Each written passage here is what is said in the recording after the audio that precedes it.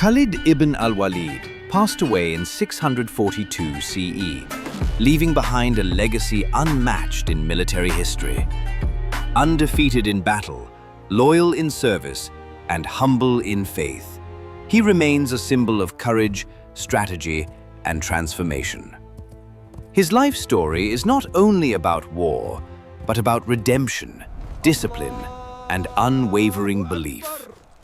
For generations, Khalid ibn Al-walid has been remembered as the Sword of Allah, a blade drawn in defense of faith and justice. Khalid ibn Al-walid stands as one of the greatest military commanders in human history, a man whose life is a powerful journey from fierce opposition to Islam to becoming one of its most legendary defenders.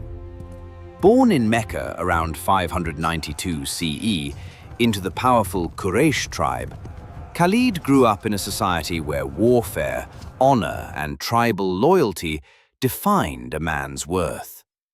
From a young age, he was trained in horsemanship, swordsmanship, and battlefield tactics, quickly earning a reputation as a fearless and intelligent warrior. His natural talent for strategy would later change the course of history. In the early years of Islam, Khalid ibn Al-walid was one of its most dangerous enemies. He played a decisive role in the Battle of Uhud, where his brilliant cavalry maneuver turned near defeat into victory for the Quraysh forces. By attacking from the rear at a critical moment, Khalid demonstrated a deep understanding of battlefield dynamics. This single action proved his genius as a commander and caused heavy losses for the Muslim army.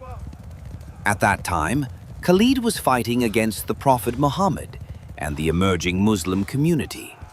However, history took a dramatic turn. As Islam continued to spread and the Quraysh's resistance weakened, Khalid began to reflect deeply. He saw the discipline, unity, and moral strength of the Muslims and realized that their cause could not be stopped by force alone. In 628 CE, Khalid made a life-changing decision. He traveled to Medina and accepted Islam, an event that shocked both his allies and enemies.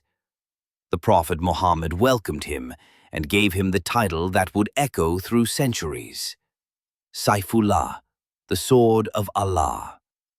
After embracing Islam, Khalid ibn Al-walid dedicated his unmatched military skill to defending the Muslim community.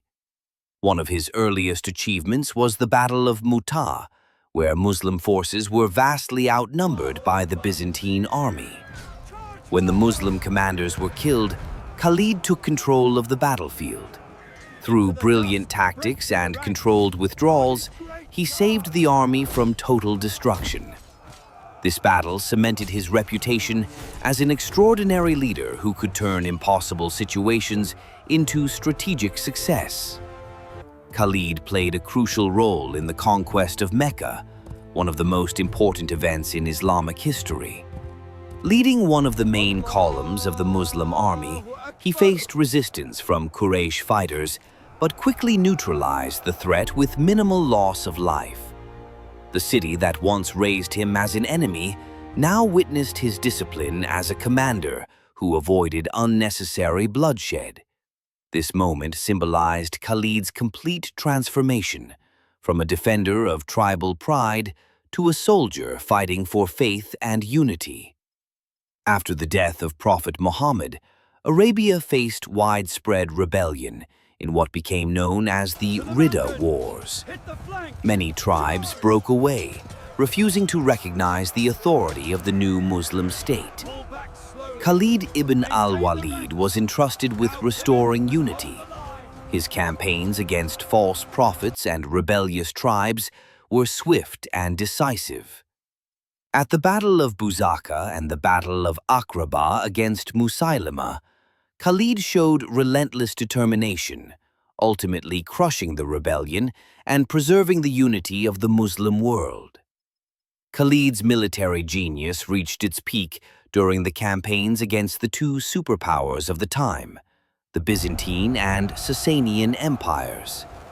In Iraq, he defeated Persian forces repeatedly, using speed, surprise, and bold maneuvers.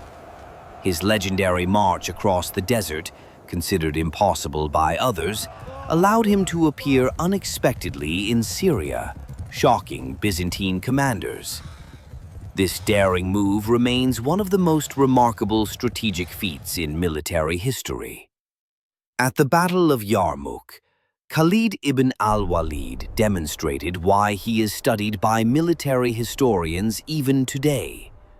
Facing a massive Byzantine army, he organized mobile cavalry units that struck with precision and flexibility. His ability to read the battlefield and adapt instantly turned the tide of the war. Yarmouk was not just a victory. It reshaped the balance of power in the region and opened the path for the spread of Islam beyond Arabia. Despite his unmatched success, Khalid's life was not defined by power or position. He was later relieved of his command by Caliph Umar ibn al-Khattab, not because of failure, but to remind people that victory comes from God, not individuals. Khalid accepted this decision with humility and continued to serve as a soldier without complaint. His obedience and faith elevated his legacy beyond that of a mere general. In his final years, Khalid ibn al-walid lived quietly in Homs, Syria. The man who fought in dozens of battles, who broke countless swords in combat, did not die on the battlefield. On his deathbed, he reportedly said that he had sought martyrdom in every battle, yet now died in his bed like an old camel. His words reflect the deep sincerity and humility that defined his character.